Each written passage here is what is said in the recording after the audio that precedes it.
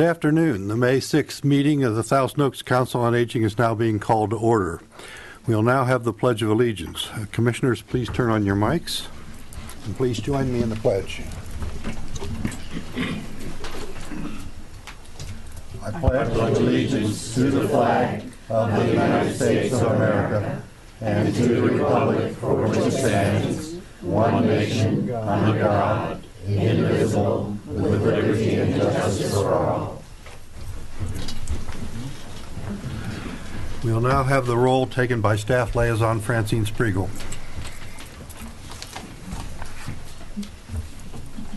Thank you, Chair Fotheringham. Please say here present when I call your name. Commissioner Allen. Present. Chair Fotheringham. Here. Commissioner Gorbach. Here. Commissioner Hagee. Here. Vice Chair Healy. Here. Commissioner Kopaz. Here. Commissioner Norkin. Here. Commissioner O'Connor is absent. And Commissioner Shentes. Here. Thank you. Okay, thank you. Item 4 on our agenda is public comments. A speaker card is available for those wishing to address the Council on Aging regarding items on the agenda or on a subject regarding senior issues in our city. Speakers are requested to state their name and city of residence for the record. 3 people have presented cards, and pursuant to city standards, speakers are allowed 3 minutes. The yellow light will flash when you have 1 minute remaining, and the red light will flash when your 3 minutes are concluded.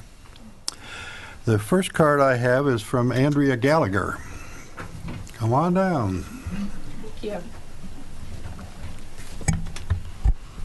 Thank you very much. My name is Andrea Gallagher. I'm the president of Senior Concerns, and I actually reside in Westlake Village. I wanted to talk about 2 happenings that we have coming at Senior Concerns over the next few weeks. The first one is part of our Empowered Caregiver series, and the title of this presentation is Optimal Nutrition for Challenging Times. So for me, I thought that was like macaroni and cheeseburgers and pizza, but I'm guessing not.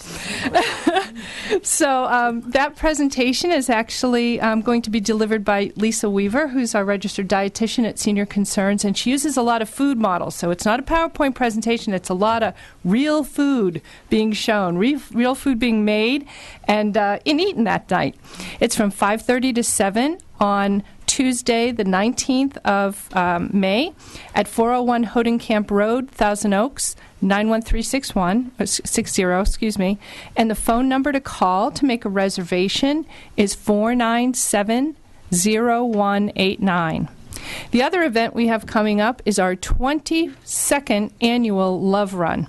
That's a 5K, 10K, 1-mile fun run. Now, for those of you that aren't necessarily athletically inclined, I actually run the team called Team Chardonnay.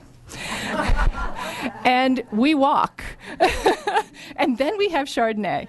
So actually, you can go to loverunwestlake.org and sign up. This benefits our Meals on Wheels program. We take no county money for our Meals on Wheels program. They're freshly prepared meals delivered 365 days a year, a hot lunch and a cold sack dinner. And each registration pays for 6 meals for a needy senior. So it's a wonderful event. There's a big expo, big pancake breakfast. It's a lot of fun. So I'd encourage you to sign up or volunteer. You can contact us at 497-0189 to volunteer that day. We'd greatly appreciate it. Thank you very much. Okay, thank you, Andrea. Date, Andrea? They're looking for dates? Yes. Sorry. Very good. That was a brain fitness test. It is Sunday, June 7th, and the first race starts at 8 a.m. Okay? Where is it?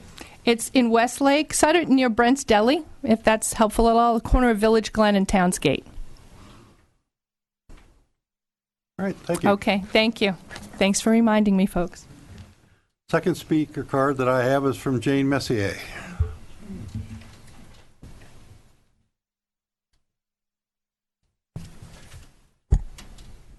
I learned how to do that.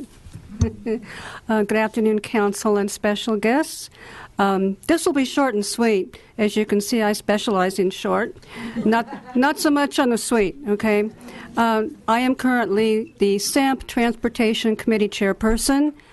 In February, we had a workshop which teaches people how to use transportation.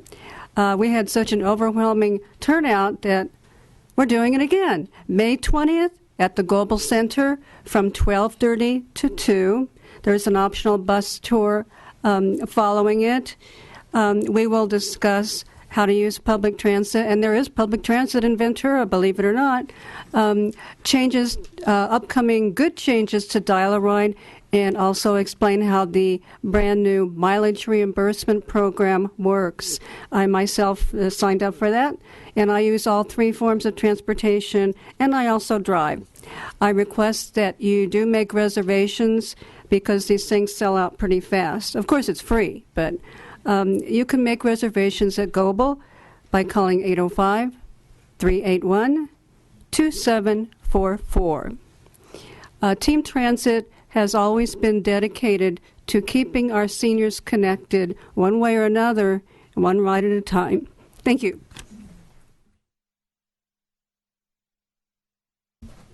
Thank you, Jane. The last speaker card I have is from Brenda Birdwell.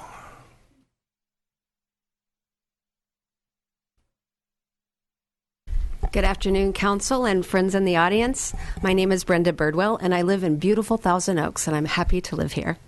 It's nice to see my former boss, Andrea Gallagher. I used to be a senior advocate at Senior Concerns, and we still work together. Today I'm here to represent Braille Institute. I'm the field services manager, and I'm responsible for the Tri-Counties, Ventura, Santa Barbara, and San Luis Obispo County. And for those of you who don't know, I'm happy to tell you that we have a support group at the Global Adult Community Center every Friday at 10 o'clock. It's from 10 to 12. And we have all kinds of activities. We have guest speakers who come in. We have independent living skills classes. We teach people who don't want to touch an iPad how to use an iPad. That's an interesting video that we should put on YouTube probably. So that's every Friday at the Global Adult Community Center, 1385 East Jans Road. My name again is Brenda Birdwell from Braille Institute. My number is 805-886-6025, and information about all of Braille's activities are on our website, which is www.brailleinstitute.org. All right, thank you, Brenda. I'd now like to turn the meeting over to Vice Chair Healy for commission reports. Okay. Thank you. The only commissioner report we have today is a really, really important one from our really important commissioner, Karen Gorbach. Karen, on our Senior of the Year dinner, which is a really big deal. Karen will tell you all about it. Thank you very much, Vice Chair Healy. So the Senior of the Year Award Banquet is coming up on Thursday evening, June 4th at the Global Center. And last Friday afternoon, Commissioners Allen and O'Connor and I spent the afternoon meeting each of the 10 nominees for Senior of the Year. And it was a wonderful, humbling, incredible afternoon to meet these individuals, and I will tell you that the seniors in this community, each one helps make our community and the world a better place by the volunteer work that they are doing. And it was just a wonderful afternoon to spend some time with each of them. And they will each be honored on the 4th. So please come out and support them. And tickets are available at the Global Center for the dinner. And there'll be dinner and entertainment. And it's a great, great evening if you were there last year. And door prizes. You don't want to miss those. Again, that's Thursday evening, June 4th. And what I would like to do now is honor each of the nominees by reading their names, because they are all remarkable, remarkable individuals. And they are Frances Bailey, Del Basilio, Cynthia Bankston, Ron Block, Larry Cole, Carol Freeman, Sally Garcia, Jacqueline Lee Irvine, Barbara Minkoff, and Marge Powell. And we thank each of them for the service they have been providing for many, many years in the community and throughout the country and around the world. And another special thank you to some of our sponsors for that evening. I'm sure more will step forward, but for right now, we want to thank our sponsors, and they are as follows. the Global Adult Community Center, the City of Thousand Oaks, the Conejo Senior Volunteer Program, Los Robles Hospital, Tulip Nails 2, Godiva Chocolates, the Open Book Bookstore, the Lazy Dog Restaurant, We Olive, the Movieco Movie Theaters, Aveda Skincare at the Oaks Mall, Bed Bath & Beyond, Francis B. at John of Italy, Paw Works at the Oaks, the YMCA, the Marmalade Cafe, and Fancy Nails. And if anyone else, if there are any business owners out there, managers who would like to contribute toward the banquet in terms of door prizes or helping to underwrite the dinner, please contact the Office of Senior Services at 381-7362. Don't forget to get your tickets because they will sell out. Again, that's at the Global Center, $6 each. Thank you very much. Thank you, Karen, very much. It is a great evening. This is my 6th year on Council on Aging, and every year, I mean, it's truly a new experience every year to see these people, and it will be I understand from Karen and Francine Spriegel, it is going to be a wonderful year, wonderful dinner this year, and the Mardi Gras theme, right? So should be really fun. All right, thank you, Nancy. Item 6 on our agenda are liaison reports, and we have 2 organizations now that Council on Aging feels particularly close to in our community, and the first is the Conejo Senior Volunteer Program, and Rick Tanaka is here with us today to report on their activities. Thank you, Chair Fotheringham. My name is Rick Tanaka. I'm the director of the Conejo Senior Volunteer Program. A couple of things I'm excited to report to you today. One thing is the close of our tax program, free tax preparation service that took place over this previous tax season, was a tremendous success. We had 32 extraordinary volunteers that contributed over 3,000 hours over the tax season to do free tax preparation service for adults age 60 plus and for individual households making less than $52,000 a year. And these volunteers, these 32 volunteers, they did over 1,500 returns. That was nearly just shy of $1 million in returns that were brought back into the community thanks to these volunteers. They just did an amazing job. Keep that in mind for next year. The service will be taking place next year as well. It will be at the Newbury Park Library and also at the Conejo Creek South Community Room in the soccer fields across the street from the Global Center. For more information, please feel free to call my office at 805-381-2742. I was happy to be able to work with Atria Hillcrest to provide a recognition lunch for these volunteers that took place on April 22nd, just to show the appreciation for all of their hard work. And they do a lot of great work for a lot of households. Very appreciative to them. Another thing I'm very excited to bring to your attention today, I've got flyers for it in the back of the room over here, is the Conejo Players fundraising event that's going to be taking place on May 23rd. That's a Saturday. Curtain comes up at 2 o'clock for the show to begin, but there's also a wine and hors d'oeuvre reception taking place backstage starting at 1 o'clock. Conejo Players is doing The Graduate. This is a performance that's just starting off, and they are doing this special performance for us on this day. A portion of the proceeds go back to help the Conejo Senior Volunteer Program. The tickets are $20. They are available at the Global Adult Community Center right now. There are a limited supply of tickets, though, so I do suggest you go over there as quickly as you can to pick up a couple for yourself and your friends and family.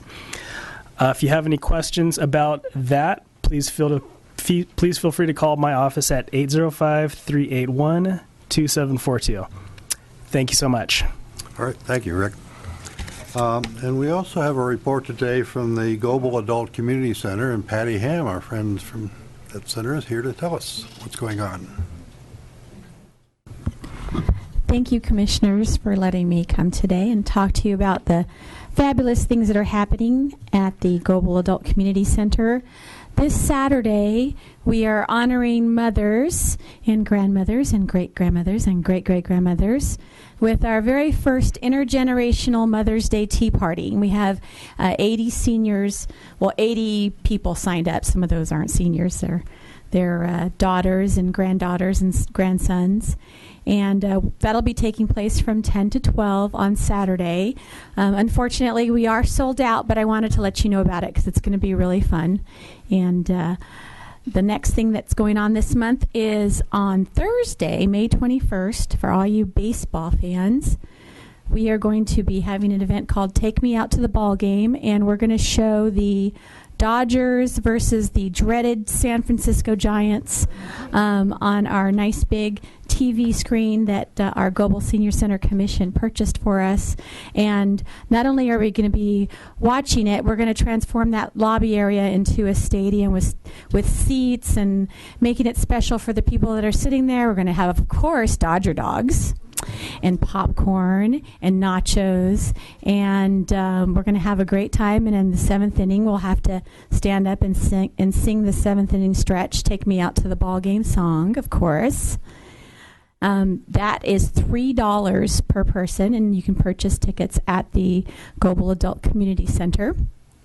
On Friday night, May 22nd, we have our Friday night bingo night, sponsored by the Global Senior Center Commission. Doors open at 5 and bingo starts at 6:30. In honor of the National 22nd Annual National Senior Health and Fitness Day, we decided that we were going to promote the benefits of dance this year. So we are having a senior teen prom. We are going to be partnering seniors with teens. We're going to transform the main hall into a prom setting with all the fixings, prom pictures. We're going to serve dinner. We're going to, of course, have a live band and dancing. And what we need from the community are two things. We need the seniors to sign up, age 55 plus and up, and we need teens to volunteer.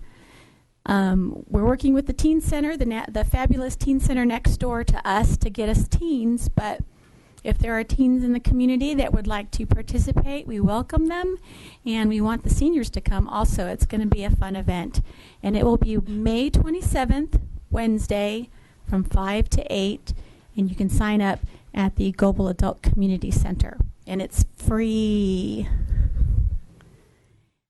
Our Global Senior Center Commission is still looking for interested seniors to participate in the Senior Community Garden. So if you are interested in gardening and you don't have a plot of land, you're at your own place, and you'd like a little plot of land to grow some organic veggies and learn about healthy foods and how to cook them, you can sign up an interest list at the Global Adult Community Center. And that is it for May. Okay, thank you, Patty. Item 7 on our agenda is where commissioners can provide information, comment, or announcements on which no action by the commission will be taken. At this time, are there any commissioner comments? Commissioner Healy? First, I guess everybody's aware that we have a microphone. Everybody's aware that we have a city election coming up, and what's the date? I do mine by absentee. It is okay. Please get out and vote. I mean, it's a small group that can determine a single person election like this. So if you want your vote to be counted, please get out there. It takes very little effort, or I do it absentee, which is the easier way. But please get out and vote on election day or before if you do it by absentee. My next thing I'm just going to read is in the past month, the Assistance Volunteer Committee of the Council on Aging ran 4 focus groups with seniors in the community to get information on what these community seniors felt would be the most important issues that would allow them to remain in their homes, or as they now call it, age in place, for as long as possible. I want to thank all of the people who volunteered to participate in these groups. We had anticipated maybe 30 callers. I had almost 140 volunteers that called me that wanted to be on one of the groups. Thank you especially to the 30 people, and I've seen 2 or 3 of you here today who actually participated in our focus groups and shared information with us. We could only have 10 in each group because a focus group gets a little out of control if you have more than that. So thank you to all of you who participated. We gained a lot of valuable information from the groups. I wished everyone could have been there, but we did have a limitation. If you are interested in learning more about the Village to Village Network or about the information we learned about the needs of our senior community, please join us at our community informational meeting. It is on June 29th. It is 4 to 6 p.m. in the community room, and you can remember, I remember it, community room, community meeting. And it's got a capacity of 200 people, so you do not need to make reservations or RSVP, but we will be providing information on what we learned from our seniors, on what they feel is a need they personally would have, and then we will share that information with everybody who comes. If after this meeting you have questions about any of this that I could help you with, I'll be here for a few minutes after the meeting. But again, thank you to everybody who was so gracious to volunteer and spend their time with us. Thank you. At the Thousand Oaks branch of the library.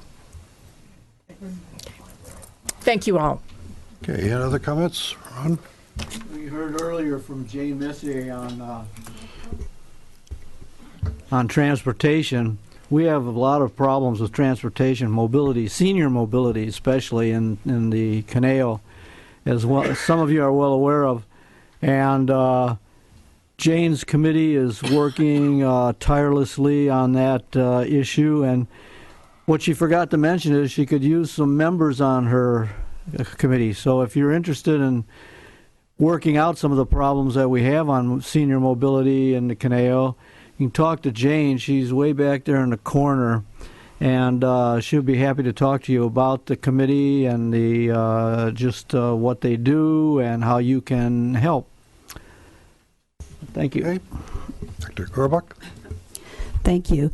Those of you who watch this meeting regularly on television or attend our meetings know that I regularly report on educational opportunities for seniors and encourage seniors to get out and do new things and try new things and expand your world. So I wanted to report that I'm putting my money where my mouth is, and on May 17th, I am participating in the Ms. Senior Ventura County Pageant.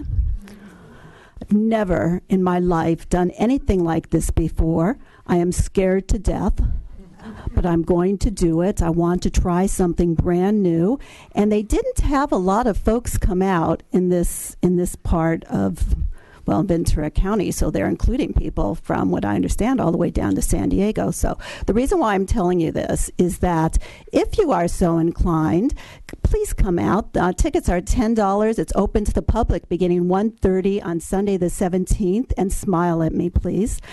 And maybe this is something you would like to do next year. So thank you very much. Okay. Other comments? I was a judge. There are a couple of us here present who have been judges at this part of the Miss Senior California pageant. My first time I went, I thought, well, I don't know what's this going to be about. It was wonderful. You would be amazed at the talented senior women we have in California, and I just went home and thought, my gosh, I don't have any of those. They dance, they can sing, they show artwork, they write books. Go out and see them. It is a very fun afternoon for $10. So, and support, of course, Commissioner Gorbach. So thank you. Thanks, Karen. Mm-hmm. Today appears to be Alumni Day at the Council on Aging, and I'd like to recognize some of our ex-commissioners who have joined us today, even though those of you at home can't see them. We have with us today Jean Borghi, Jim Searden, and Mel Silverberg, and I don't see any others I recognize at the moment. Is anybody else an ex-commissioner? Let's all right. give them a hand. Yeah. And also, you may have been looking at at those of us up at the dais and thinking, wow, how could I get a cool job like that? Well, you're in luck, because we serve 2-year terms, and each year half of us are up for re-election and so forth, so half the seats are available. And if you'd like to serve on the Council on Aging, you need to submit an application. You have until May 12th to submit an application. The process involves you preparing a written application, then you get interviewed by a couple of members of the City Council, and the City Council makes the final determination as to who is selected to fill those positions. The applications, there's an application online you can get at www.toaks.org/government/committees/application.asp. Or, if you can't remember all of that, you can call Francine Spriegel at 805-381-7362, or send her an email at councilonaging@toaks.org. Look forward to seeing applications from any of you that'd like to join us on this commission. It's a wonderful and rewarding activity. This is a time in our meeting where we have our guest speaker presentation. As a reminder, questions will not be taken during this portion of the meeting. This is not a public forum, but an informational presentation only. If you have questions for the speaker, please hold them until the end of the till after the meeting has been adjourned, and the speaker will stay around and the speaker will answer them and so forth. At this time, I would like to turn the meeting over to Commissioner Kopass. Thank you, Nick. Today, we are honored to have with us from Washington, D.C., Sally Hermé. She has recently retired after 23 years as project advisor for AARP Health Education Team. She is an elder law attorney, an international speaker on elder law, educator, a member of numerous boards and committees, and the author of 3 books, The Checklist for My Family, Checklist for Family Caregivers, and Checklist for Family Survivors. And she has 2 more books in the works. She's a busy lady. Sally will guide us through the process of gathering in one place your financial information, legal documents, and online accounts, as well as medical information and your final wishes.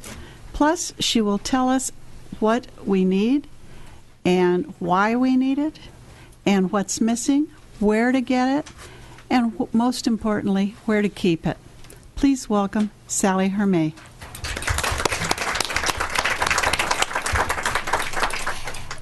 My thanks to the council and also to all of the guests who are here today. I was very honored when the council invited me to come from Washington, D.C. to speak with you. I have just released my latest checklist book. It's published by the American Bar Association as well as AARP. And this one is Checklist for My Family. And Roberta asked me, well, why'd you decide to write this book? You know, what inspired you? Well, I've been at AARP for 23 years, and I talk to seniors on multiple occasions around the country. And one of the things I keep hearing is, what conversations do I need to have with my family? And you know, a friend of mine just died, and they left everything. Just nobody knew what to do. Nobody knew what their wishes were. And other people keep talking about I just don't know where to start. What do I need to do so that I don't leave a mess for my family if I should become suddenly ill or when I die? And so I put together a whole bunch of checklists. And they truly are checklists. And you can just go through and check off, that doesn't apply to me. That does apply to me. I need to figure that out. I need to put it all in one place or another. And so the checklist for my family really is an opportunity for you to get your stuff in order. And it's probably one of those things that you've been talking about, how I need to do it, or you've got that pile of photographs, old, photographs that probably you have collected all your life, and you probably got some photograph albums from your parents. And that stack of photos in the corner is getting pretty dusty. And if you don't remember where that photograph was taken, who's in it, or why you even have it, you need to get rid of it. You need to go through it. You need to label those photographs for the ones that you can remember and put them in some sort of order. It doesn't have to be a fancy album. There are lots of electronic ways you can do the digital photos, but I'm talking about those old family photos, the black and whites and the Polaroids and the actual, real photographs of family vacations that you took to the Grand Canyon with your kids 40 years ago. Those are just some of the things that I know you've got hidden in your corner, because I know I wrote the book. I still have that pile of photographs there, but at least I hope that some of the things that I talk to you about today will inspire you to start getting organized. Why do you want to get organized? Really, two reasons. You want your life to be a little bit more organized and put together. And there's no reason why you should make it a scavenger hunt for your family to try to put the puzzles back together, put the pieces together, go searching through old files, old folders, trying to find this thing or that they need to be able to take care of you. And the other thing that we really want to be sure is there's, like your passwords, somebody needs to know how to turn on your telephone or how to turn on your computer. Where are all those passwords that you've got? Of course, they need to be safe and secure, and you don't want everybody to know where your passwords are, but somebody needs to know all those important passwords. And so the purpose of my book is to help you, encourage you, stimulate you, nudge you, whine at you to get started. So it isn't a scavenger hunt and it isn't a mystery what your wishes are. So some of the things that I talk about in the book is, first of all, your personal history. You've got a legacy that you're going to be passing on to your children and to your grandchildren. There are things about your personal history that really do need to get organized. Do you know where your birth certificate is? Does somebody else know where it is? Marriage license, citizenship papers, your high school, college, graduate school diplomas. Where are they? Do you know where they are? What is your employment history? What jobs have you had throughout your life? Whether you're working now or whether you're retiring, you've probably had more than one job. And some reasons why you need to know your employment history, not just for your resume in case you're going out and looking for another job, but there may be retiree benefits, there may be 401k plans, there may be pension money that is going to be stuck away that you may have forgotten about. And so you need a list of all the places you've been employed. And I bet over the years that each of you have probably lived in more than one place. I know I'm living in the same house that I moved into 45 years ago, so you know what my basement and my attic look like. Oh, dear. But people want to know where you have lived. There are all sorts of good reasons. Just make a list of all the residences Your kids may want to know 20 years from now, where were you living when you got married? Where was the first house? That's all part of your roots and your legacy. And if you write all that down, just jot it down in the book, it can be very valuable. And there are other things about your life that really should just be organized into one simple place. But not only is there your own personal history, but there's that family history. All those memories that you have of your parents and your grandparents. When did they come to the United States? What ship did they come on? When did they arrive?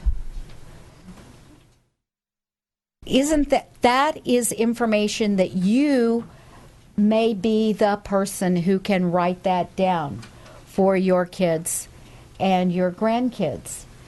And where is your family tree? Usually in some family or another, there's somebody in the family who's kind of the genealogy nut. Do you know who the genealogy nut is in your family if you're not the genealogy nut? I try to make it simple for you to jot down if you haven't already, if you're not the genealogy nut that has the family tree program or whatever it is, the names and birth dates, place of birth, place of death of your parents and of your grandparents. And you know, in these days, we have lots of sort of blended families. There are his kids and her kids and our kids. And it may be that one of your siblings has been married 3 times and has 2 kids. Have you figured out which kid goes with which? How many cousins do you have? Write it down. It's going to be very valuable. Something that you can make sure that you're leaving to your family. And, just as a sideline, if you write all that down and get the correct spelling and who's related to whom and so forth, that's going to be information that your family can put into your obituary and get it right instead of getting it wrong. And we don't want that to happen. There are other suggestions that I have about preserving your family history. I know as we get older, the stories about our grandparents and our great-grandparents get more and more important. And you can write it down into the book, or I also suggest maybe you're going to want to do an oral history.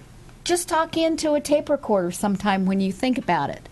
Or write some things down. I know I cherish the history about my family.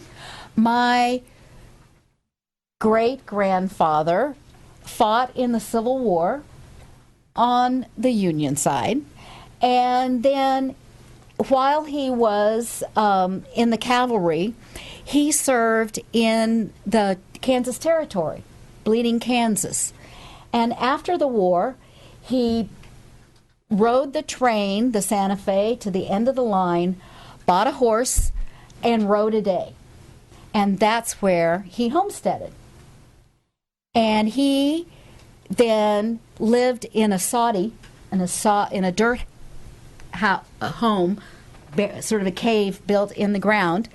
And that is a story that I cherish, and that I want to be sure that my grandkids know about.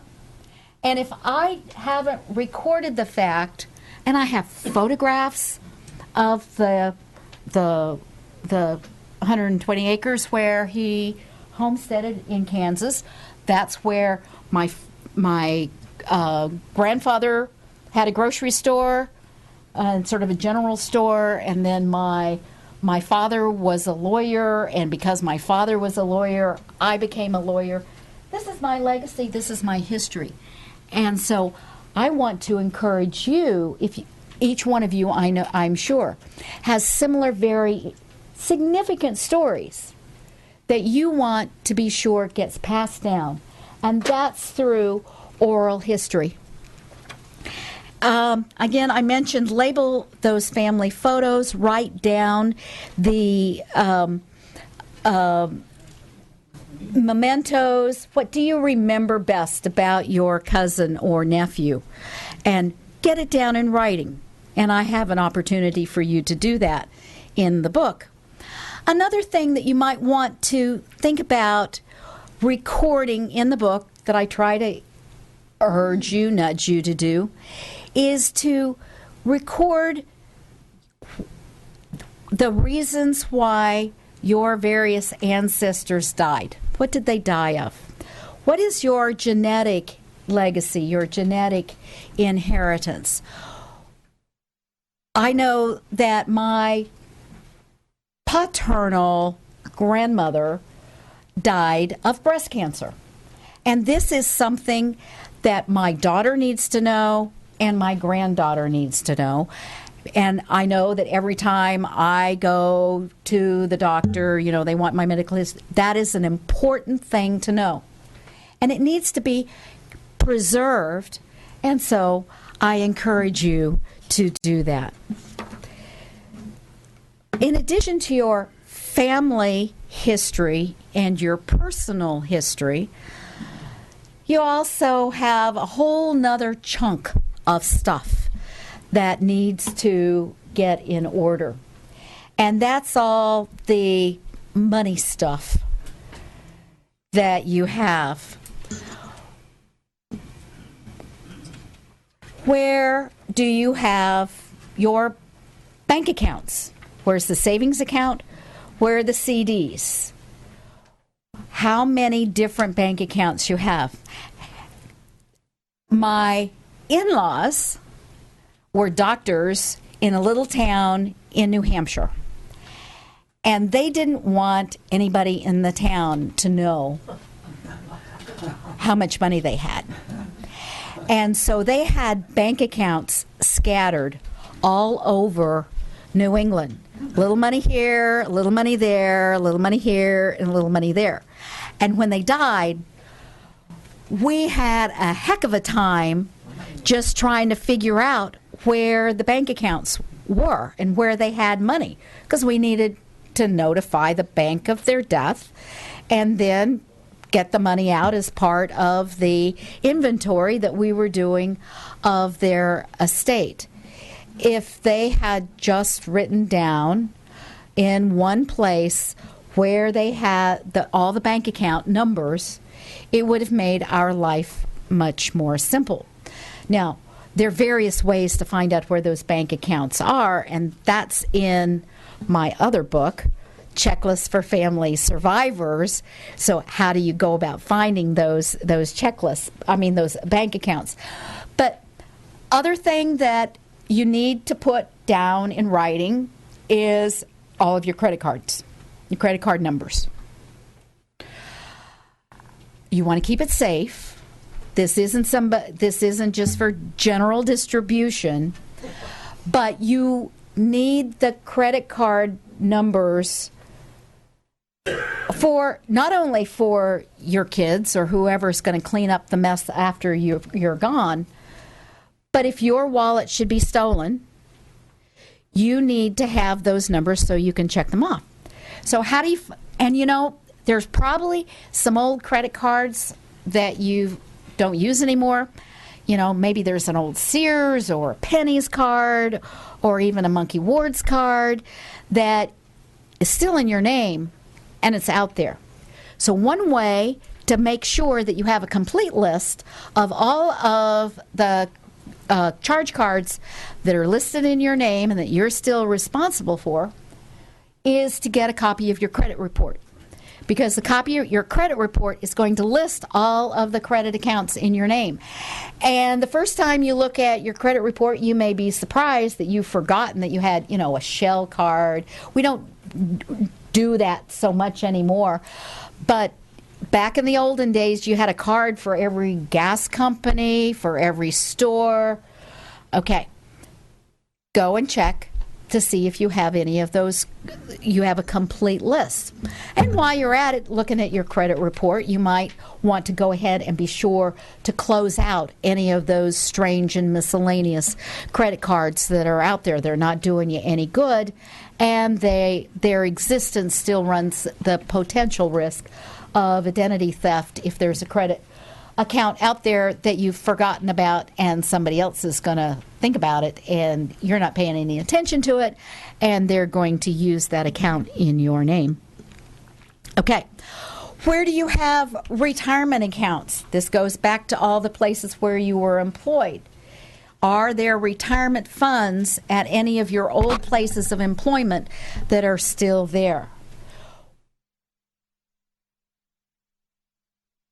You should have a place to record who is the plan administrator for any of your retirement accounts, whether they're sitting there or whether you're actively withdrawing from any of those retirement accounts. And what life insurance policies do you have? I know that, and they're the major life insurance policies that you're probably paying a whole lot of attention to and making sure your premiums are. But there's some other life insurance policies that's maybe in your name that you should track down and locate the policy on. I know that at the my bank gives me a $10,000 life insurance policy. You may have mortgage life insurance on your home if you're still paying on a mortgage. You may have, I know I've got someplace, I don't even know where the policy came from. It's all of $5,000, but I've got a policy, it's paid up. I don't even know where it came from. But that's $5,000 that my family's going to be entitled to upon my death. And I know that the insurance industry says there are billions of dollars out there of life insurance policies that have been forgotten. Now, if you are taking care of somebody else's estate, something that I talk about, checklist for family survivors, is how to go about and track down to see if your parents have, or someone else that you are taking care of the estate for, have any life insurance policies out there that are just sitting there waiting for you to collect. And while you're gathering the information about any life insurance policies that you have, it's always a good time to check who are the beneficiaries on that life insurance. Is your list of beneficiaries up to date so that the person that you want to get the proceeds from your life insurance are actually the ones named on the policy? Ex-wife, maybe not the person that you still want today to get that life insurance, unless you're required to under the divorce settlement. Okay, where's your health? What health insurance policies do you have? Most of you looking around here, you probably have Medicare, Medicare Advantage, Medicare Supplement, Medicare Part D drug plan, plus maybe some a cancer insurance policy. What are those policies? What is the policy number? When is the premium due? How much are you paying for premium? What are you going to do in the fall during open enrollment to change any of that? Get all that insurance information in one place. Also, pull to, where's the deed to your house or your condo, the title to your car, to your RV, to your boat, to your airplane. Where are those titles? Are they in one place? Do you know where they are? Then, another thing you can't forget to write down. Who do you owe money to? Nobody. This is good. Do you owe money to anybody? I'm not talking about your credit card or your mortgage or those kinds of things. They remind you from time to time, like once a month. But what about anybody that you've lent money to? Family that you've lent money to? Is it in writing? Do you know? Are you going to get the money back? Is it a gift? Where is that? And then, what about all the other things that you own? The contents of your house.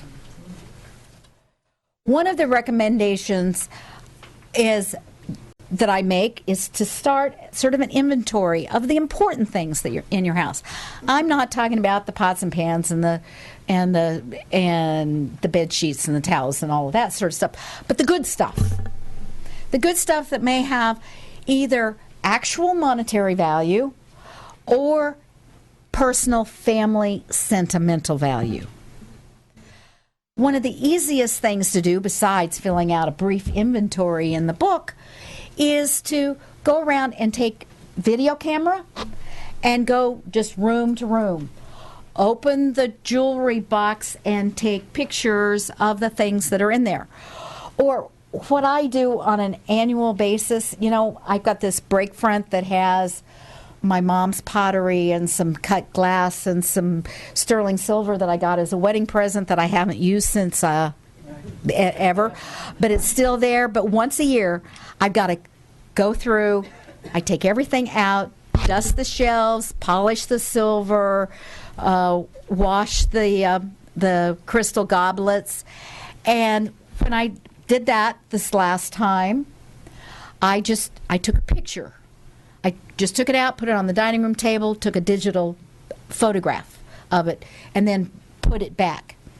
Made a note of why it was important that this vase was a wedding present. This I received, it used to belong, I've got some really cute little hot cocoa cups that came from my maternal grandmother.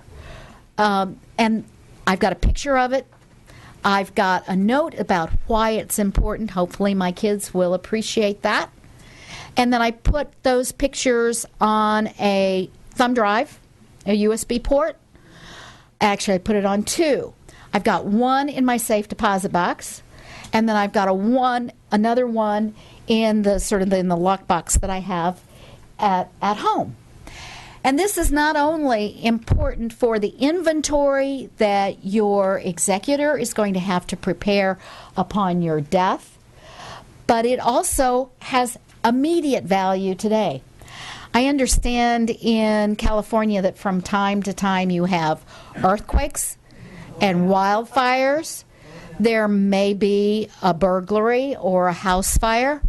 And if you've got pictures of all of those things, your life with the insurance company, when you have to make that claim, whenever there's the next wildfire or earthquake, you're going to get a whole lot faster response from your insurance company, and you're going to get probably a lot more money because you've got actual documentation. Just walk through the house and take a picture of the furniture, the photographs on the wall, whatever it might be, and make that photo inventory of what you have. And I'll come back to whatever other thoughts about that personal property. Okay. Other financial stuff that you want to get in order is what of your bills are on auto pay, and what kind of checks are coming in as direct deposit. I hope and pray that your Social Security check is going direct deposit. To what bank? And what else is going direct deposit? Are you getting direct deposit from any other place? When does it come in? How much is it? And what bank account does it go to? You also should, just thinking about your Social Security direct deposit, I trust you realize that Social Security checks should be deposited to a separate account and not commingled with any other money. Social Security checks cannot be garnished as long as they remain as they're not mixed up with any other money. So if you do direct deposit of Social Security, have it go into a separate account. And then you can take that Social Security check and put it, let's say, in your major checking account or whatever when you need to use that Social Security money. But just one of those thoughts. Other things that you need to have organized and recorded is what bills are on auto pay. Your utilities, your phone, your television, your cable, I don't know, whatever you might be paying with auto pay. Because let's say you're in an automobile accident or you have a stroke and you're going into the hospital and somebody needs to know whether your water bill, your electricity are going to be paid. If they're on auto pay and they know it's on auto pay, they don't have to worry that I have to write a mortgage check while mom's in the hospital because it's on auto pay. And of course, every auto pay you got to have a password, an ID, and a password, and somebody needs to know what they are, because if they need to cancel that auto pay, they need to know how to get into the account to make that change. You're going to make it not so much of a scavenger hunt when somebody needs to help you pay your bills, whatever the reason might be, if they've got some sort of record of all of that. Again, your direct deposit and your auto pay ought to be in a safe and secure place. You're not going to want you don't want this laying out on your kitchen table. But it should be organized so whoever's going to help you is not going to lose their mind. Okay, user IDs and passwords for your phone, your computer, your bank account. I mean, everything has a password these days that's online. And I know we all go berserk trying to remember, now, is that this password or that password? Does it have uppercase, lowercase? Does it have a number? Does it have a symbol? When did I last change it? My book tries to make it a little bit easier for you to record all those passwords, but keep them secure. So, once you've found all those things and put it in order, the next thing is, where is it? Where do you have it? If you have a safe deposit box, what's in it? Do you know what shouldn't be in your safe deposit box? Does somebody know where your safe deposit box is? Does somebody know where the key to the safe deposit box is? Because if they can't find the key, at least I know back in Virginia, it's $250 to $500 to drill the key out so you can get into the box after you get a court order. Lots of big, why do this to your friends and family? Let somebody know where your safe deposit box is, where the key is, and what's in it. Also, do you have any storage units where you've stashed stuff? If you're in a condo, you may have a storage unit. You know, there's the space down in the basement where you store your Christmas decorations and your, your suitcases and that sort of stuff. Or you may have one of these U-storets out there.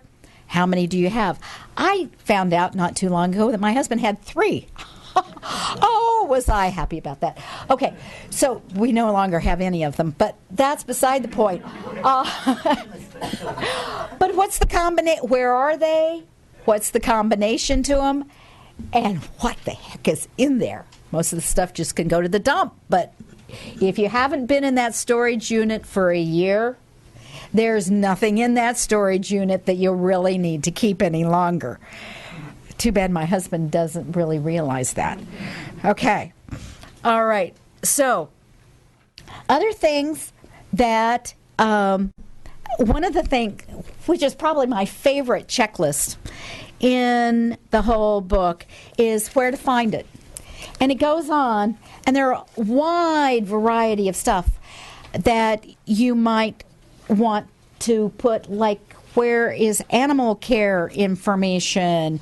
Where's my power of attorney? Where have I stored the keys to the post office box? Where are my military separation records? How about old tax returns? What about the family tree? Not all of this goes in the safe deposit box. You'd need a storage unit for all of the things that I have listed, and that's not the idea. And there are lots of things that don't need to go into a safe deposit box. But somebody needs to know where it is, and it could be in multiple places. So just write down, where is it? It could be in the filing cabinet. It could be an electronic file in your computer, and this is the name of the folder. Don't make it a scavenger hunt for somebody who has to come in and help you. Write it all down. And one thing, don't forget to record, what rewards programs do you have? Airline miles, hotel, rental car. What are those rewards programs? What is the rewards number? Because that's just one of those things that people forget about and don't have a great place to put it. But I spent a bit of time talking about financial stuff to keep organized. But I'd like to move on to your legacy. Besides dollars and cents, what if you thought about what you are leaving as your memories for those that follow after you?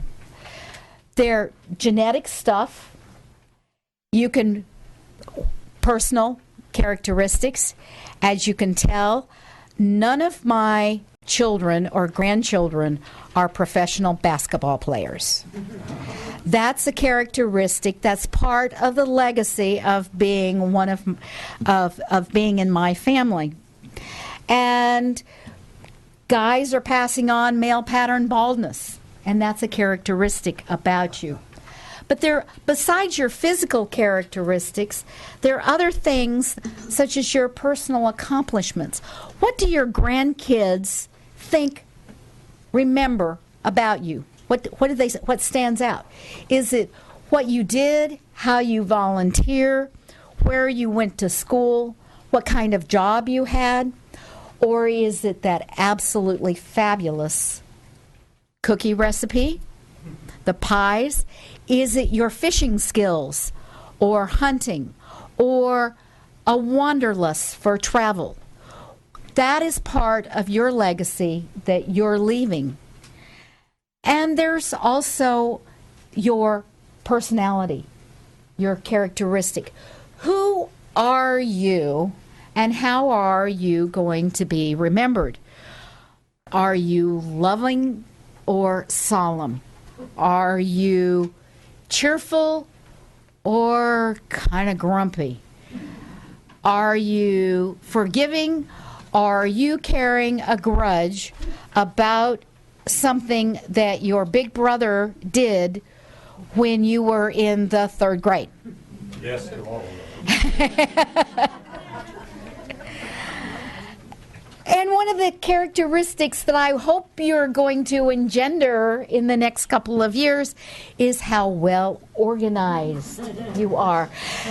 Because how many times have you heard that somebody says, you know, my mom is so well organized, she has everything in files. This was my mother. She had filing cabinet and everything was labeled, and I knew exactly where everything was. And when she had to go into assisted living, everything was right there. What a blessing, what a gift that my mother gave to me. On the other hand, you've probably heard other stories about somebody in the family died and nobody knew a thing about that person.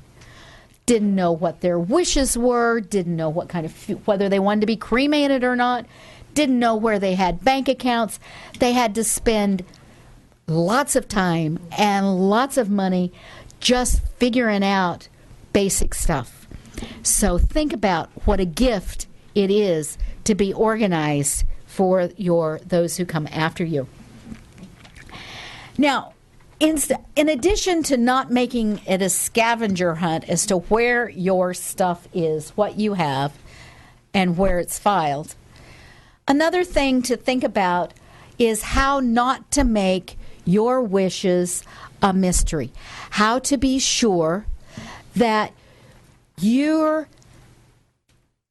if at any time you cannot make a decision, you are not available or able to make a decision, your family is going to be able to make sure that they are doing exactly what you want them to do. Don't make it a mystery as to what is really important to you about the quality of your life.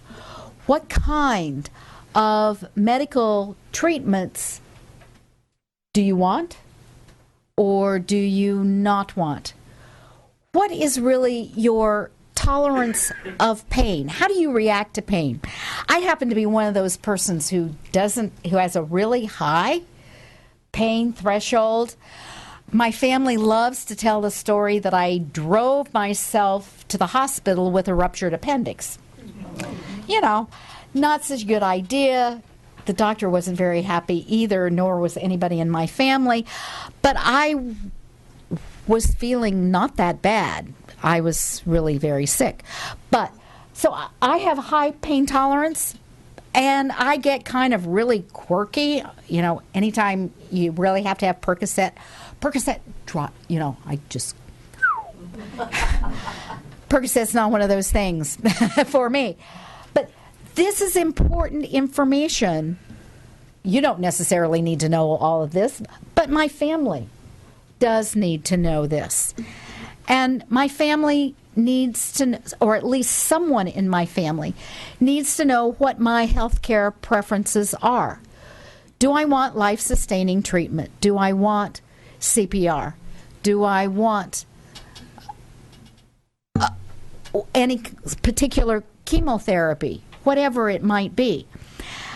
This is a conversation that it is so important to have with your family, as well as to select the healthcare spokesperson that you want, who is going to be there to be your advocate, to speak up, to speak back to the doctors, to get the more information from the doctors, get the medical records from the doctor as your authorized healthcare spokesperson or proxy. But there's another kind of document that is something that a lot of people don't necessarily think about, that I think is, in addition to healthcare, is what I call a letter of instruction. So it's not a mystery as to really how you want your personal possessions distributed upon your death. This is a letter of instruction, goes along with your will. It's not a part of your will, and it's not really considered a legal document, but it is a list of those important things, that you've taken the picture of as to who do you want to get what. I'm sure that in any family, there's a gazillion stories about how the kids could not agree about how to divide the most basic possessions of mom or dad when they died. And a letter of instruction is one of those ways that you can identify who you want to get what. Which one of my kids do I want to get the wedding ring that I got from my mother? Or the ring that I got in St. Croix? Or the necklace that my husband gave me on a trip to Italy? These don't go in your will, but they are very important things to put down in a letter of instruction as to who you want to get your most personal possessions, or what do you want to do with them. You may put in your letter of instruction that I want all of the love letters from my husband burned, okay? Right? If I don't burn them first, those are the sorts of things that should go into a letter of instruction. The only legal requirement of a letter of instruction is that you sign it and you date it. And if you change your mind, you start all over. Don't start crossing out and interlining. But it can be handwritten, or you can type it up on your computer. But don't make it a mystery as to how you're expecting your family to take care of your personal possessions. Don't make it a mystery. Don't make yourself a mystery. And that is to consider whether you want to write an ethical will. This is not a last will and testament. It is not a living will, but it is an ethical will. And ethical wills have been around for a very long time. They're part of some religious traditions as to how family stories are passed down from generation to generation.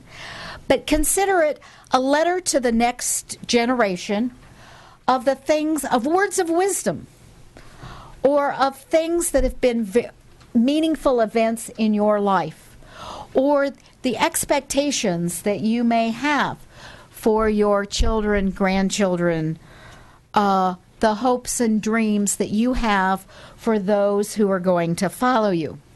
An ethical will can be oral, or it can be written. You might even consider videotaping it, just sitting down and talking into a camera about those things that you want passed down. You may also want to leave instructions as to who it's addressed to, when it should be opened. You may want to leave something for your grandchild to be opened on their 16th birthday.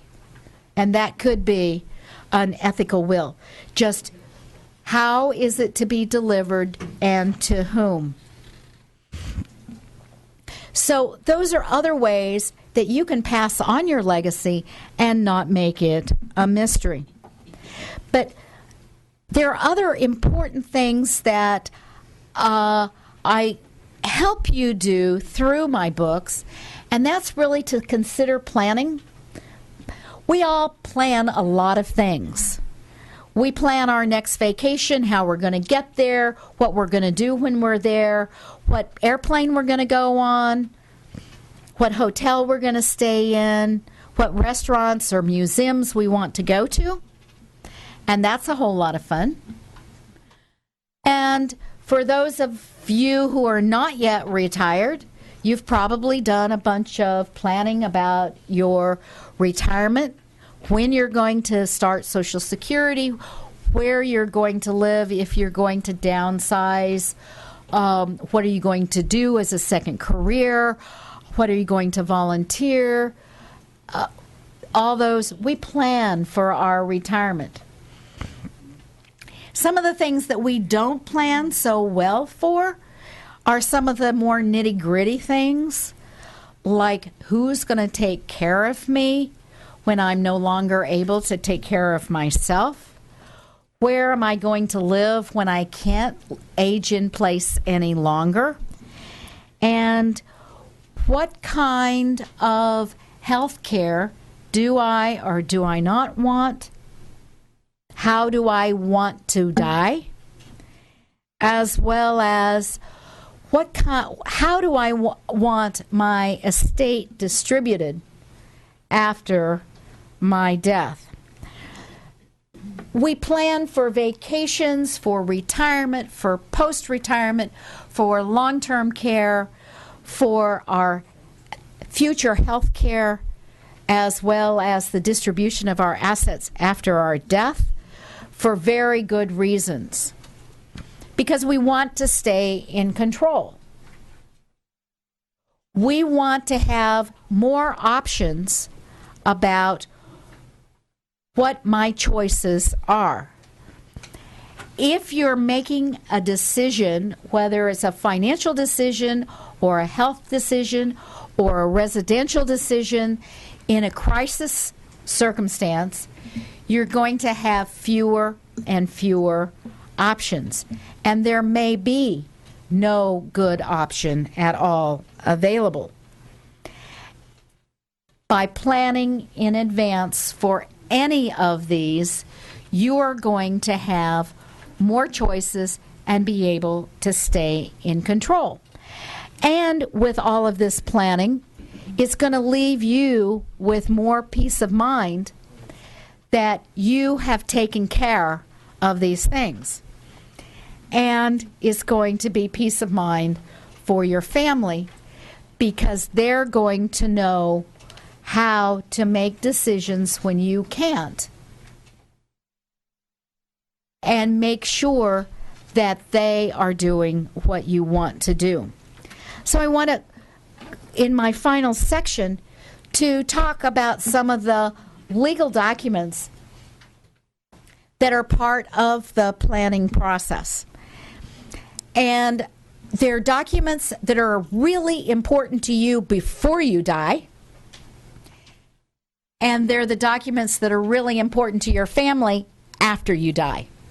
And you want to keep them separate. And I basically think the ones about me before I die are a whole lot more important than the documents that my kids want me to do about what happens after I die. Because, you know, I'm not around, so, but I'm still going to plan. But so let's talk about probably the most common, important, and kind of legally quirky legal document that anybody over the age of 18 should have, and that is a financial power of attorney. Financial powers of attorney come in a multitude of sizes and shapes. They do different things when they start and when they end. But it's important for you, if you have a power of attorney, or even if you don't have a power, or even probably more important, if you don't have a power of attorney, to understand what powers of attorney are, what they can do and what they don't do. To help illustrate the different kinds of powers of attorney, I try to use this little chart. There's the common power of attorney. This starts when it is signed and ends whenever the person creating the power of attorney becomes incapacitated. And this is kind of the ordinary business kind of power of attorney. I have an employee.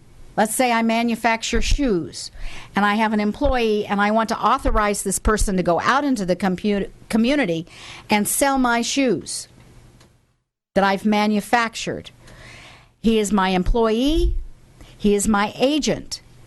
And I expect that when he goes from shoe store to shoe store selling my shoes, that the person who is at the shoe store who is dealing with him in a business circumstance will consider that he's dealing with me. I just can't be there. I can't go to every shoe store. So I'm authorizing this person to do business on my behalf. But if I can't manage him and supervise him and give him instructions, then I don't want him going out and doing business in my name. That's the typical common law business thing. And if I quit manufacturing shoes, he doesn't have any more authority. If I become incapacitated and cannot manage and instruct him, then I don't want him going around in my name doing business in my name. So the authority under a common power of attorney ends upon my incapacity because I'm no longer able to manage him. So, or another kind of power of attorney is like you want to sell your house. You're transferring from one state to another state. You've got to go ahead to your new job, but your house here isn't sold yet. So you authorize someone to be your agent to go to the real estate settlement, and you give them a power of attorney. They can do one thing and one thing only. They can sign your name on the deed and the mortgage and all those 25 other places that you have to sign when you go to a real estate settlement. Their authority is limited to one thing. It starts on the day of the settlement and it ends when the settlement transaction is complete. They can't do anything else. It has a beginning and an end, a start date and an end date. That's another kind of power of attorney. Now, most people think that okay, all right. So, a durable power of attorney is one of those words that people hear, I got to have a durable power of attorney. So what is a durable power of attorney? And how is it different than any other kind? Remember, a common law or a business power of attorney ends upon incapacity or a date certain. Under state law, California law, and all other state laws, all powers of attorney end upon incapacity unless there is magic language within the power of attorney document that says, I intend for my agent to continue to have the authority to act after I become incapacitated. Because this is when most of us in this room want a power of attorney. We don't need a business agent to go out. We want somebody who is there waiting in the wings, able to do my business when I can't, when I'm in the hospital, when I have a stroke, when Alzheimer's or Parkinson's begins to develop. That's when you want your agent to be there to do business for you. So that's why you have a durable power of attorney. Now, a durable power of attorney starts when it's signed and ends upon your death, not upon your incapacity. Another kind of power of attorney that's out there that people talk a lot about is a springing power of attorney. And what a springing power of attorney does is that you, the person creating the power of attorney, identify when you want the power to start. It isn't when you sign it. You put into the document, this is going to spring into effect at some point in the future. It could be January 1st, 2016. That's a springing power of attorney. And until January 1st, 2016, even though I've signed the document, my agent can't do anything. It has no authority because it hasn't sprung yet. Other springing events might be only such time as I am out of the country. Can't do anything until you get on the plane. Can't do anything until, because it springs at another event in the future. Another springing event that perhaps is the most complicated or troublesome is it springs into effect at when I become incapacitated. Now, the only problem with that is identify how are the third parties who are looking at your power of attorney going to know that you are incapacitated. Now, one of the sideline, got to deviate slightly. One of the primary reasons to have a power of attorney is to avoid having to go into court for a guardianship or a conservatorship, as you call it here in California. If the springing event is not clear, your agent is probably going to have to go into court just like to determine whether you're incapacitated or not. And that's the prime reason why you wanted to have this, so you stayed out of court. So there didn't have to be a judicial determination of incapacity. So springing powers are fine as long as there is a bright line way to determine whether the event has sprung. The springing event might be when I say so. And that's basically what my mother, in the power of attorney that I drafted for my mother, was one of the springing events was when I put in writing that this now becomes effective. And then there's the writing that then attaches to the power of attorney. So when we need to sell the condo or go to the bank or do any of the things that the person has told me in the power of attorney that I have the authority to do, I could. So powers can be springing and durable, which means they don't go into effect until some point in the future, but they stay in effect until after my incapacity. Okay? Got it? Just keep in mind, springing and durable are different. They can both be in. Both are important. Both give you the control as to identifying when it starts and when it ends. So, why should you have a financial power of attorney? Because you stay in control. You are the person who identifies the powers that you want the person to have. You identify who you want to be making financial decisions on your behalf. You give instructions to your agent as to what you want them to do it, when you want them to do it. But so what happens if you don't have a financial power of attorney? Who's going to make financial decisions for you is out of your control. Basically, your family will need to go, if there's financial decisions that need to be made and there isn't a power of attorney, your family will probably need to go into court to obtain a conservatorship so that there's someone who can make financial decisions on your behalf. The court will identify what powers the conservator is going to have. The court will appoint the conservator even against your wishes, and the court will pick who is going to be the individual to make those decisions.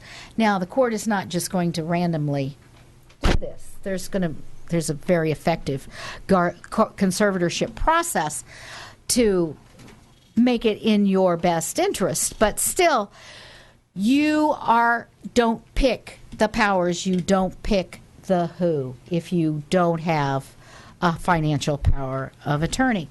So, some people say, I don't want to give a power of attorney because I'm concerned that they're going to take over. Well, you picked the wrong person if that's the problem. It's not that you don't want to have a power of attorney. You want to have someone whom you can trust, someone with whom you have had heart-to-heart, really sincere conversations. I'm making you my agent, but you can do nothing that I haven't told you you can do. You can't start acting until I tell you to. And when you do act, you're going to do what I have told you to do. One of the things that bugs me absolutely to death are people who contact me as a lawyer or AARP or any other lawyer. I want to get a power of attorney over mom because she's making bad decisions. You don't get a power of attorney over anyone. It must be given by someone who understands what they are doing, has the capacity to do so, wants to do so, knows what powers they want to give to someone else, and really, absolutely, positively trusts the individual that they have named as their agent. One of a serious concern is power of attorney abuse. When powers of attorney are obtained by newfound friends, the nephew who suddenly appeared and hasn't been seen before, or even the greedy daughter who wants some money now. I call it premature probate. Who wants to get in, needs the money now and doesn't want to wait for it, so gets the power of attorney over mom and starts raiding her bank account. It is a serious and large issue. So pick your agent well, and if you don't like what your agent is doing, fire him. Tear it up. Fire him. If they can't behave, pick somebody else. All right. Moving on, the other power of attorney that is so important, and it's so important to you before you die, and that's the healthcare power of attorney. In a healthcare power of attorney, you give instructions to your agent.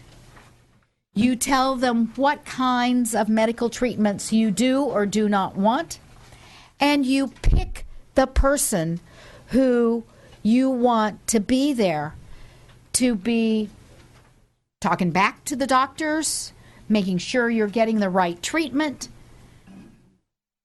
making sure that you are getting the preventive care that you need, making sure that you're getting the palliative care that you want, making sure that the quality of life is as you have directed them. The other part of a healthcare power of attorney is the living will, which is important, but is not nearly as important as your healthcare power of attorney. The reason why living wills, I kind of don't want to brag about them, let's say, they're limited in scope.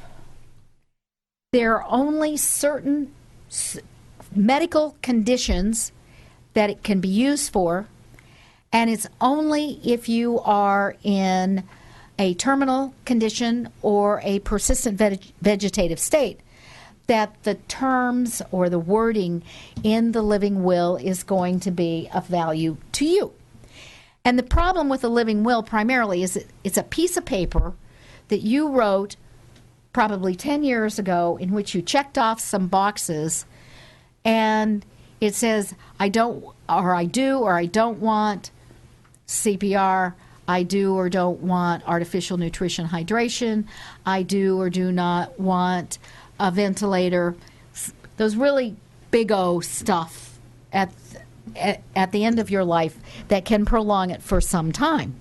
Now, again, it's important to have that document, but primarily think of your advance directive as the memorialization of the conversation that you've had with your healthcare agent.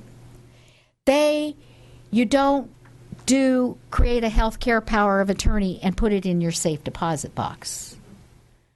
You create a power of attorney for health care after you have had that conversation with the person that you have selected to be your agent, so that they understand what it is that you do or do not want. And then the piece of paper just is the backbone for that individual, so they can refer to it and say, I'm not making the health care decision. I'm making sure the health care decision that Mom told me about is going to happen. It's going to happen this way, and here is the piece of paper that I can refer to when I need to make that decision for Mom. So why do you want a healthcare power of attorney? Because you stay in control of your healthcare treatment. You are the one who is making the decision, even if you cannot verbalize that decision because you're in a coma or you have you're incapacitated in some way and you cannot make that decision. You get to pick the powers that you want your healthcare agent to have. You can say, you can do this. You can hire and fire. You can put me in a nursing home, or you can't put me in a nursing home. You can have access to my medical files under HIPAA. You can terminate life support, or you can't terminate life support. You put the instructions into the document, and you pick the person that you want. So what happens if you don't have it? It's out of your hands. It gets very complicated to identify who is going to be making the healthcare decision on your behalf. The statute is going to pick the decision maker. Every state, and I'm pretty sure California does, but I didn't check before I came, has what we call a healthcare proxy law that identifies by statute who will make healthcare, life-sustaining healthcare treatment decisions if you don't have a healthcare agent. And it's the California Assembly has thought, this is the way most people would want to, who they would pick if they haven't picked, if they were so lazy, dumb, stupid, not to have picked. So it's going to be spouse, and if no spouse, then maybe your parents, and then your adult children, and then your siblings, and then your nieces and nephews. And it goes on down, and it might be people who care for you. Every state has their own kind of list. It might be your domestic partner somewhere upon the list. But somebody's going to make a life-sustaining healthcare decision for you. Why to make sure it's your decision and it's made by the person that you have selected. The court will pick, or your family may need again to go into court to get a conservator appointed to make those life-sustaining treatment decisions. And again, there's the expense and the delay, and it's up to the court to determine what your health care wishes are and who's going to make those decisions for you. Stay in control. Okay, so the healthcare power of attorney and the financial power of attorney are the legal documents you want to have so that you can stay in control. So you give the instructions, you say when it starts and when it stops, and who's being your spokesperson and advocate for you, whether it's with the bank or whether it's at the hospital. So let's move on to those documents that your family is pretty interested in that you have. And that's how you want your property, your assets, divided after your death. So this is for your family, not for you. It's really for your family after you die. So, basics about wills. I hope everyone here has a will. What do you do in a will? You appoint an executor, the person that you want to close out your estate. You pick what assets that you personally own that you want distributed according to the terms of your will. You can identify beneficiaries. You can make gifts to charities. You can instruct that your debts are going to be paid, and you can instruct, even though it doesn't make any difference, they're going to be paid anyway, your taxes are going to be paid. You can set conditions upon what you want the executor to do, when you want the executor to act, and how your property is to be distributed. So, now this first part, why a will? Again, because you stay in control of how your property is to be distributed. You pick the person that you want to be in charge of carrying out the terms and instructions in your will. You make the instructions as to how your property is to be distributed to whom. You'll note that this why a will, why a healthcare power of attorney, and why a financial attorney all say exactly the same thing on the slide. You stay in control, you pick the powers, you give the instructions, and you pick the person. That's what you're doing. So what happens if you don't have a will? Don't fear. Your property's going to be distributed. The state, California, has a statute that says if a person doesn't have a will, this is how it's to be distributed.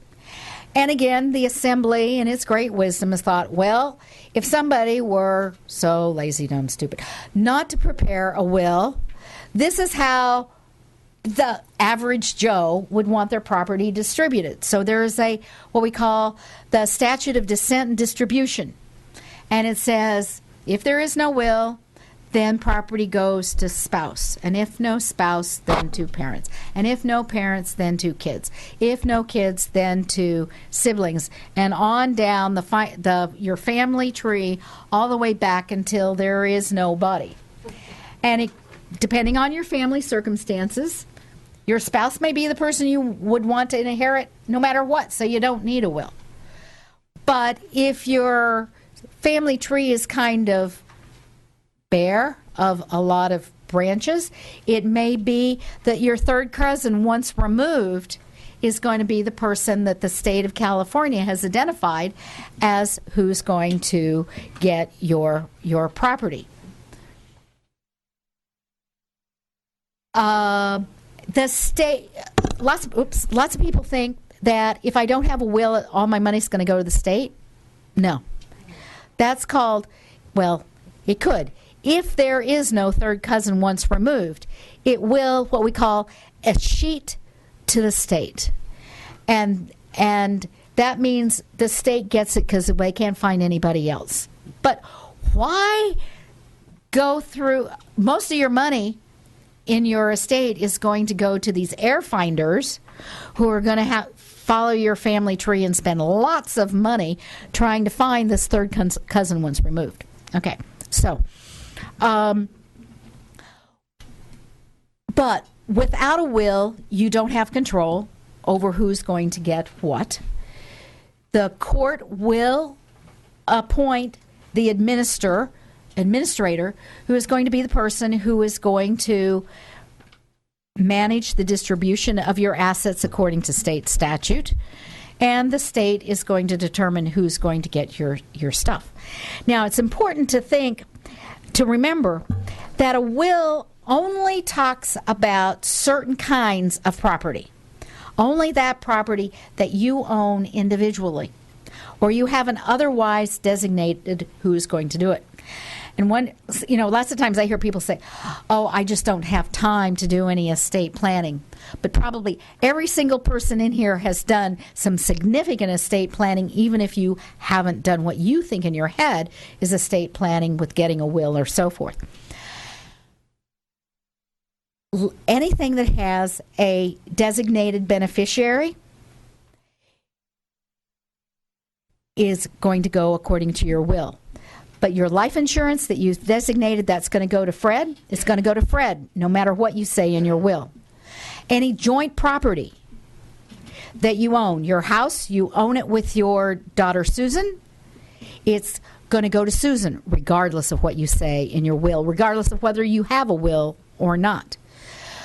The joint bank account, the joint brokerage account, the joint title on the car, all of those things, you have done estate administration by creating a joint with right of survivorship establishment. So I could have, your life insurance, the designated beneficiary on your retirement plan,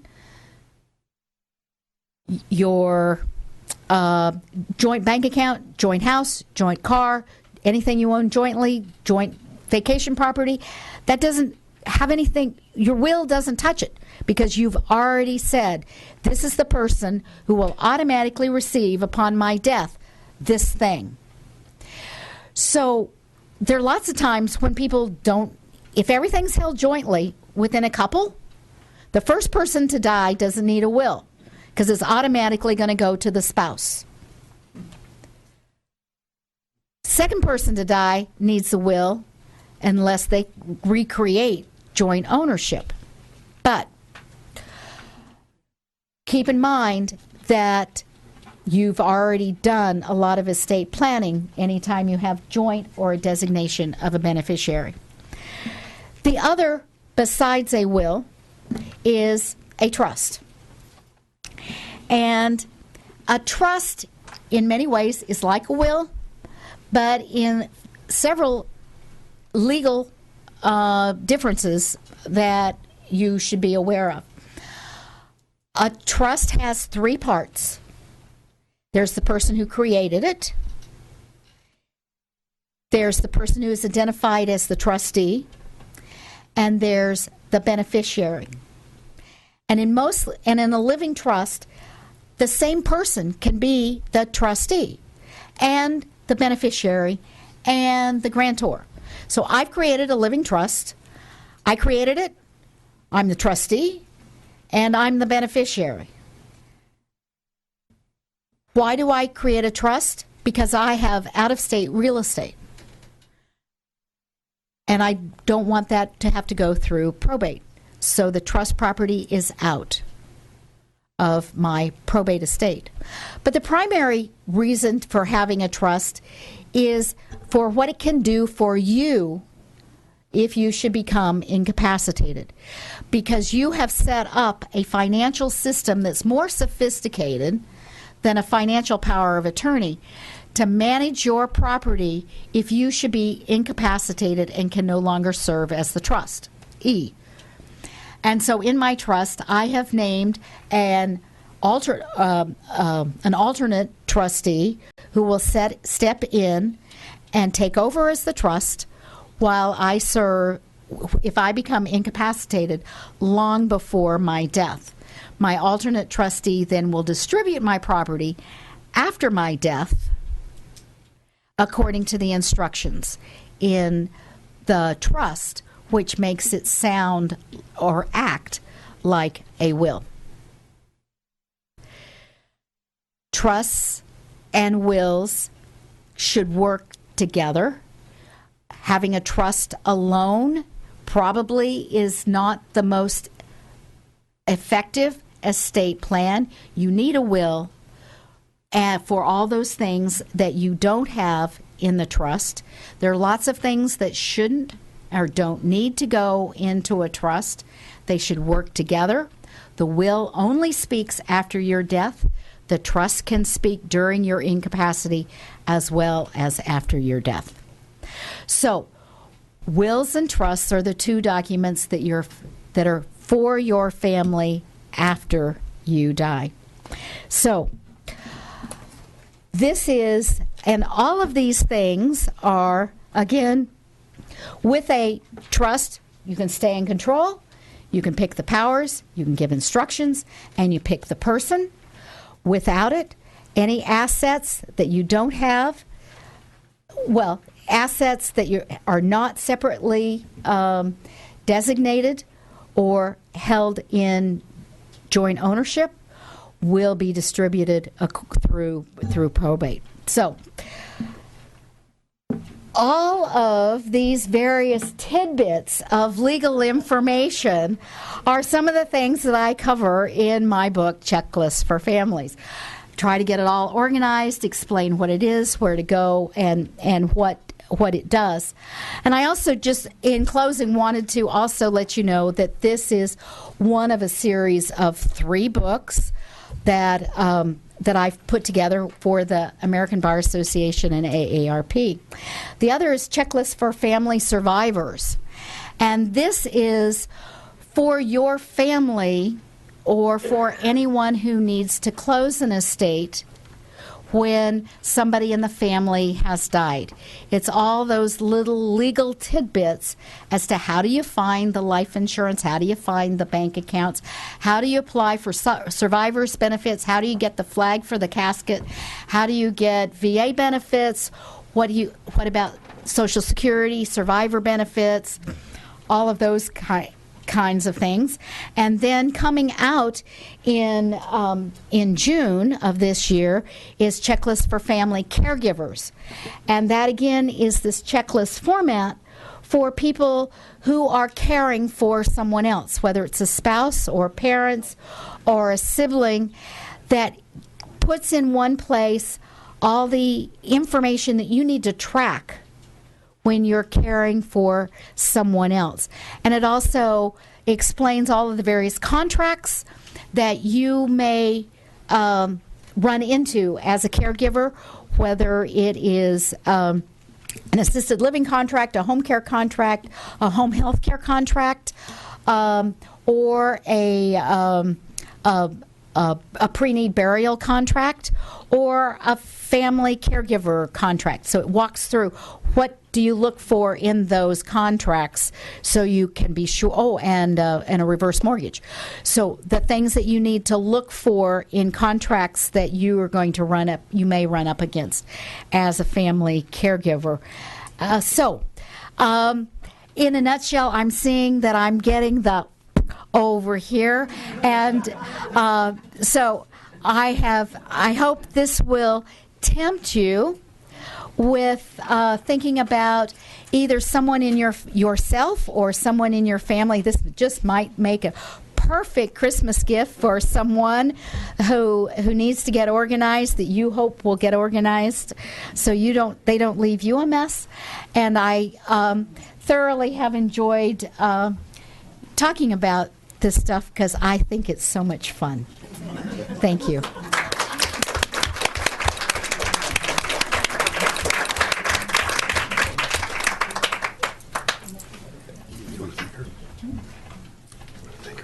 Yes. Sally, thank you so very much for coming so far and sharing so much with us. It was, I think, very helpful information to everyone. I know it helps me. Thank you. Thank you. Yes.